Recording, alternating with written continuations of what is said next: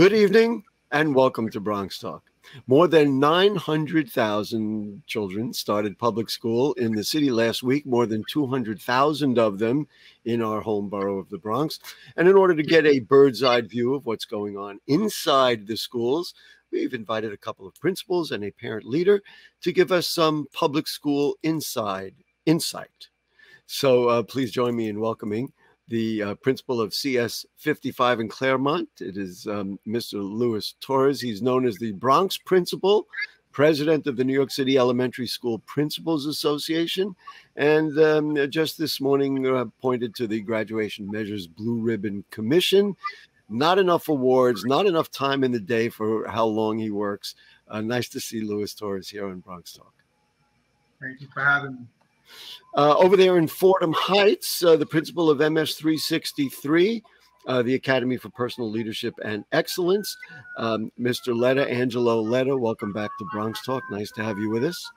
Thank you. Nice having you. Great to be here. And we really appreciate both the principals, certainly, for taking time out of their day. We should mention it's being recorded after the school day, so they didn't cheat the children at all, but they're putting in a little bit extra. And we have a parent leader. She's a minister by trade, a best-selling author and certified life coach. She's also a member of CEFT, NYC CEFT, the New York City Coalition for Educating Families Together. But for us tonight, she's a parent of two children at PS 33X, the Longwood Academy of Discovery. Ms. LaTicia Thompson, nice to have you with us, Ms. Thompson. Hi, thank you. I want to start with you, Mr. Torres. You put up something on your Facebook page this morning, and I said, wow, did he do that deliberately? Because it's the perfect introduction for us here. We could put it up on the screen.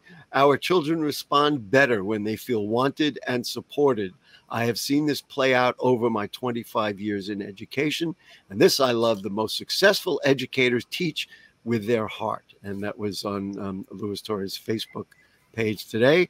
Got all of us applauding. So let's talk about the 25 years and what lessons have you learned that teach you that children respond better when they feel wanted and supported.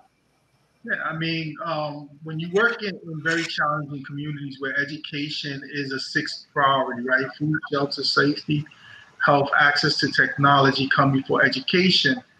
We can't expect our children to walk in and just focus on literacy and mathematics.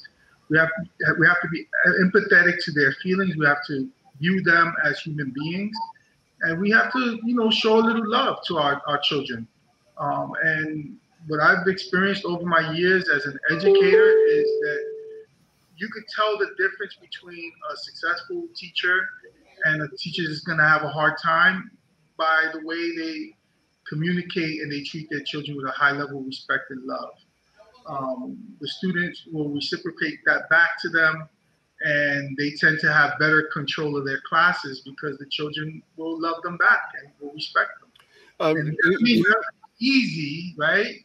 But you need to be able to show the children that you at least care for them and that you love them.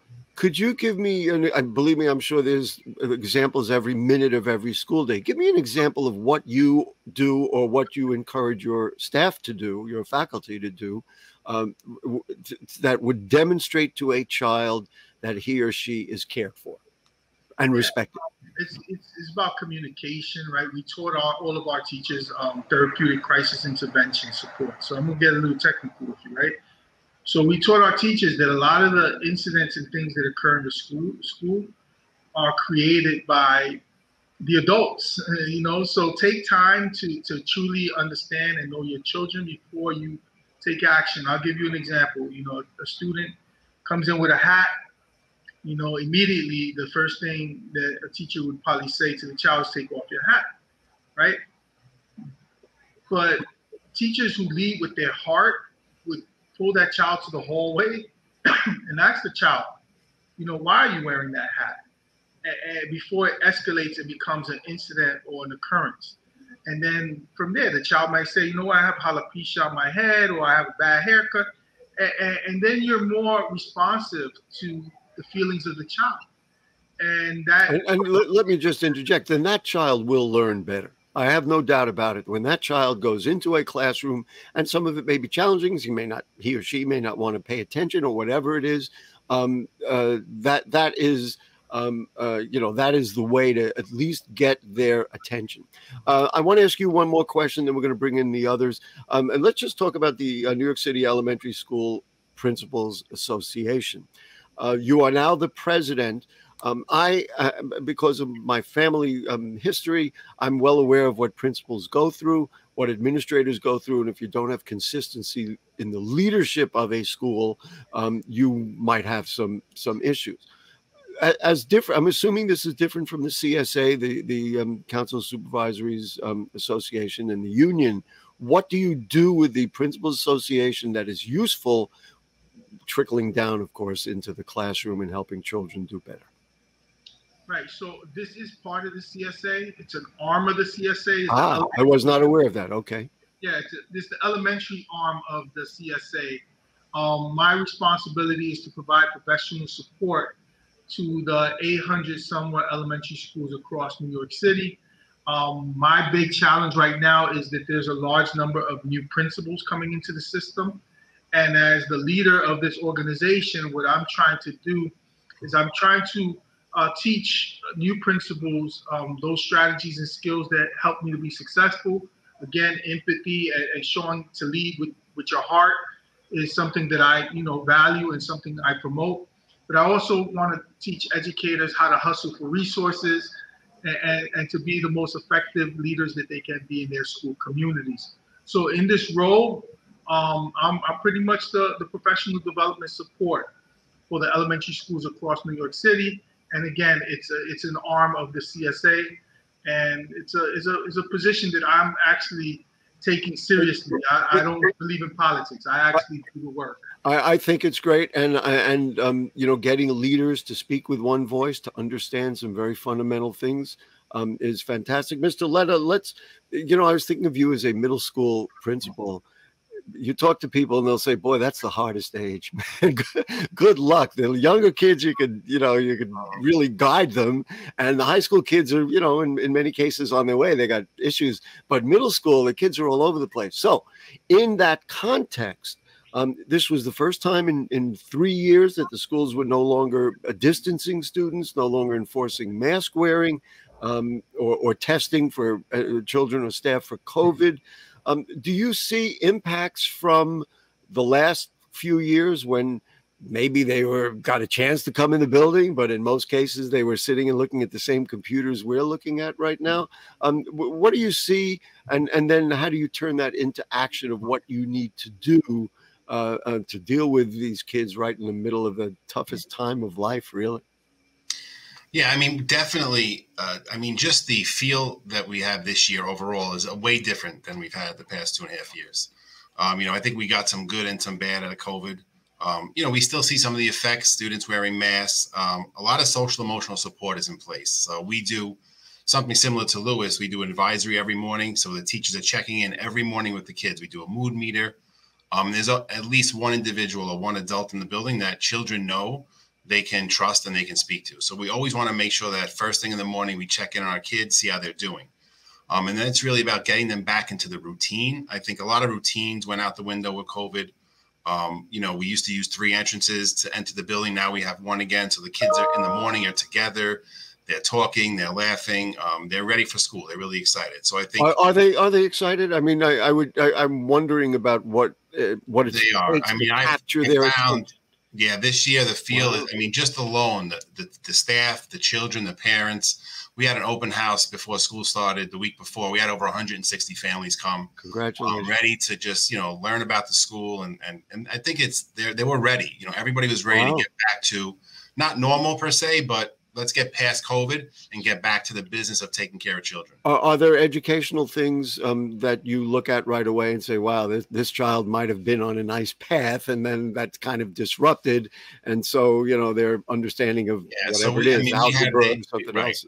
We have data that we look at academically to look at ELA and math, science, social studies. We do learning environment surveys, or we do social emotional surveys, and that's really like we do one survey called ACE. It's an adverse childhood experience. And it really tells us the children who may experience trauma.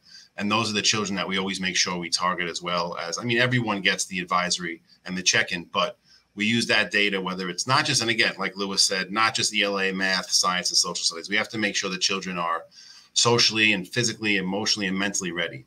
I want to ask you this, and then, of course, we'll bring in Ms. Thompson and talk from a parent's point of view. This year, for the first time, and, again, it took a while to get to it, they've eliminated test scores, attendance, and so-called other screens for admission requirements to get for your middle school students to get to a high school or high school of their choice. Same thing with gifted and talented programs. Does this loosen the curriculum for you? Do you say, aha, now I can emphasize some of the things that might not have been as, rudimentary or as specific as teaching to a test, that now, especially when the kids need this experiential learning and need to do something, do you find that this gives you a chance to do more? I mean, in a way, it allows us to really push and challenge our kids. And most of the students you find, if they are struggling, it's not because they don't know, it's because they're bored. They do know, and they want to get challenged. Wow. We have our Regents classes where 8th grade students get to take math and science Regents, and they're involved all year long. We have students who do get into the specialized high school as well. So I think that it really allows us to continue. It gives us flexibility in regards to educating the whole child and making sure that it's not just the academics, but the children want to be challenged, and the teachers really take the opportunity to make sure the curriculum is rigorous and the kids are engaged every day. And then we bring in the quote from Mr. Torres and saying you do it from here, and then understand where the kids are coming from. Ms. Thompson, you and I had a conversation this afternoon, and basically I asked you what I'm about to ask you. What do parents want? And I'm going to put it right at the top of the list. You said they want to be heard. We have some vehicles through which parents can get heard. Talk to me about what you think parents should be able to do. Is this a systemic thing? Is it a case of an issue in your children's particular school? Just how do you see this idea of giving parents more input into the things both of these great principles are saying? I remember entering so I didn't come from a public school background. I went to parochial school and private school my entire career. Did not want to put my children in public school. And my husband was like, oh, just let him go, because he went to public school. And so for the past 6 years, I've been trying to just get with this public system. And one of the things that I am finding is the difference in the weight of the parent voice and how seriously it is taken, right? It's not that we're not talking. It's not that we're not being heard, but it's the weight that's given to what we're actually saying, right? And so, for example, as I discussed, like every school has a PA or PTA, right? Yeah, but is it a check the box PTA because you have to have it? Or is it really a part of the school leadership team? Is it really a voice that has weight? And Ms. Thompson, this goes from school to school? In other words, I'm going to make a guess that both of these principals pretty much they're experienced and they get what's going on. They see the bureaucracy that's out there. So I'm going to make the educated guess that they really do listen. But you're saying in some schools, maybe even in your own child's school, that's not happening. Oh, I'm saying that it's not, not specific, although it is. It's specific and it's not, right? Yeah. Because I'm educated enough and I'm objective enough to know that, there's exceptions, there's exclusions, there's extremes, right? Right. But and in the voices of parents as well. I'm sure they're right. These guys would know that. Yeah. Mr. Torres, is that something that comes up in the dialogue with principals?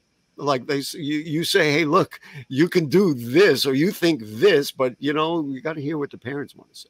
The reality is, to be a successful principal, you have to meet the needs of your community, and you can't be a community school without involving the community. So one of the things I had to do is, because the population around my school shifted from Spanish speaking to African families that were coming from Ghana and Gambia, was I had to listen to the community, and I wound up changing a lot of the programs to meet the needs of my African community. And sadly, my Hispanic community started saying I was racist towards Hispanics. And I'm like, I'm Hispanic, right? How am I racist towards Hispanic? I'm just meeting the needs of my community. So, but you see what that did was drive you to, okay, you're talking to me. You're talking to me. I want to get to you, Ms. Thompson, about something else, and that was you told me that one of the issues, and we're going to go to both principals about this in a moment, is bullying. Do your children find that bullying is worse now than before the pandemic? And so talk to me about that, and talk to me about what your school did, and then we'll ask the other guys about that. Indeed. And I know it's because they were home for 18 months, right? Yes. And we know if you're any worth your weight in salt of parent, you know that being home and being with parents and being able to get snacks all day and all that stuff is going to impact your child now having to be socialized again, right? So again, not the extreme, not the exception, but somewhere in the middle. We did see an increase in just the violent type of reactions, right? I'm just going to say, and then that creates such issues because the principals want to deal with, ramp those things down. But the one thing I wanted to get to in your school, 333 X. Mm-hmm. Yeah. They did a town hall on bullying. That's pretty healthy to me. Yeah, we got the superintendent to come over. We had the CEC. It was moderated. So it was, again, giving weight to what parents, and we had everything from, I don't have a problem in this school, right? My child has never been bullied. My child, whatever, all the way to my child wanted to end their life. And so when you get that, again, the stance of response, that something needs to be done. So let's put our ears to the ground, Mr. Ledda. You deal with bullying. Do you see it? And easy answers. Is there enough mental health support and other counseling support? Because you guys are working really hard to teach, something gets in the way. So just to give me that range of what the deal is with bullying. Yeah, I mean, we're finding more of the cyberbullying is really, with the social media, the kids and the phones. We start off in the summer. Myself, APs, and about 40 staff go out and visit the home of the incoming sixth graders, introduce ourselves, meet the families, just go over the school and, some of the curriculum and the expectations. Then we have a town hall. I do once a month a live with Ledda virtual forum for parents, but it's really the message. We collect phones during the day so that the students don't have their phones, so that they're not distracted or tempted to. But a lot of the work we do, and we do have 4 counselors, 3 social workers, a CBO, because we're a community school that has social workers as well.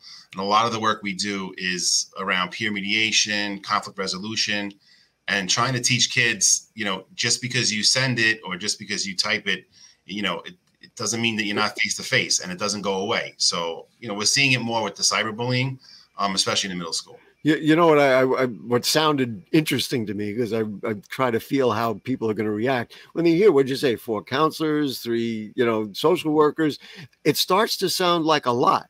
But when you talk about what it takes to sort through so many children, and what 10% of our children, are coming to school out of a shelter, we really need as I'd say more of that. I want to add. Let's go to you. I just want to keep going around and get everybody involved. Mr. Torres, one of the things I heard actually from Ms. Thompson was the notion of immigrants and the resources needed to help immigrants who speak other languages, in many cases, Spanish, especially now that they're sending us, immigrants from elsewhere. And then you put resources into that. Does that take away from resources you have maybe for elsewhere in the school? Just talk to me about what you do to acclimate those students so that they can lead productive lives. Yeah, so it doesn't take away. Actually, what it is really matching the needs of the community with the resources you have in the school. So it's just redirecting resources you have to actually meet those needs. So one of the great things we've done in our school, and I'm happy to announce that for the first time, I have one of my African students has become a 5th grade math teacher. Wow. Here in the school, and she's now a fifth grade math teacher. Because it's very important that you don't want to have a school that doesn't reflect the community that surrounds the school. So what we try to do is we try to hire in our after-school program and through our community school grants, we try to hire African staff members. So right now we have 12 African women that work in the school. 2 of them are paraprofessionals, and the rest of them are either school aides or community workers. So what we're trying to do is create a pipeline for them so that they can also provide support to the school while also they're benefiting and becoming, educated and moving up the pipeline themselves. So it's a matter of, how do you allocate your resources, how you're hiring your staff, and creating those structures that make your community comfortable. I hope many of the principals that associate with you through the association hear these things, because these are kind of, I see Ms. Thompson shaking her head. This is like music to our ears. I want to talk a little bit about the resource thing, and we'll start with you, Ms. Thompson. Where the state budget was passed, there was enthusiasm for $31.5 billion allocated for school aid, $400 million for CUNY and SUNY. But then it was said, and it's true, that there is a shrinking public school population. And so then the city council, tried to push back on the funding that had been cut from the mayor's office.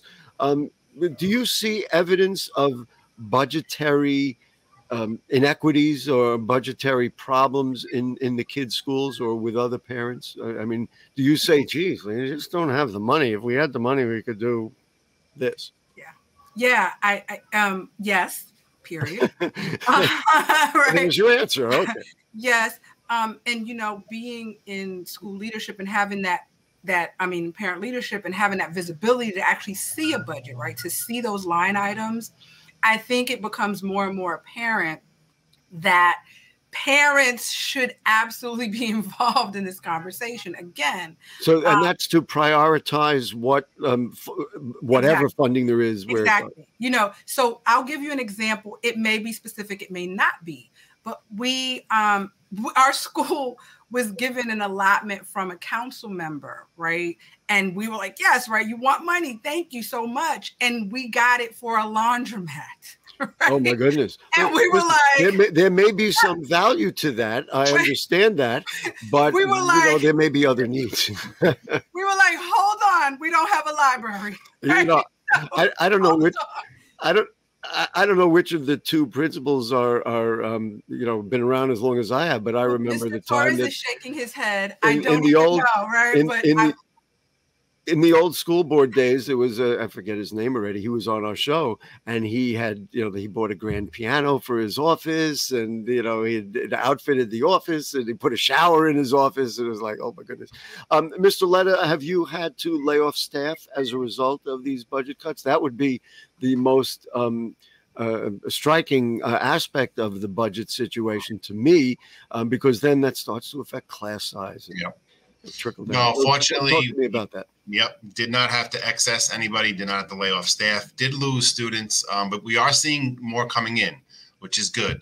This is our lowest projection. We're usually around 1,000 kids. We were projected for 700, but now we're almost at 800. So the kids are coming back, the families are coming back, but it definitely does. And it's the formula itself that I think needs to be looked at. And like Ms. Thompson said, the parents need to be involved. I think that's something that's so important.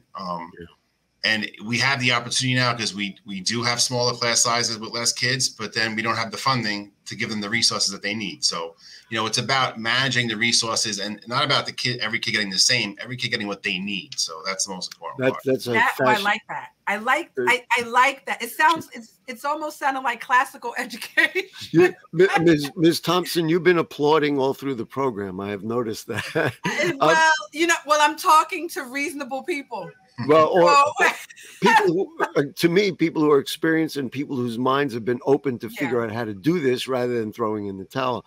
We're almost out of time, so let's go around the room. Mr. Torres, one really good new thing. I know you've got about 10, but really good new thing that you're doing in your school that you'd like to shout about and tell people, and maybe as an example of what can be done in our schools.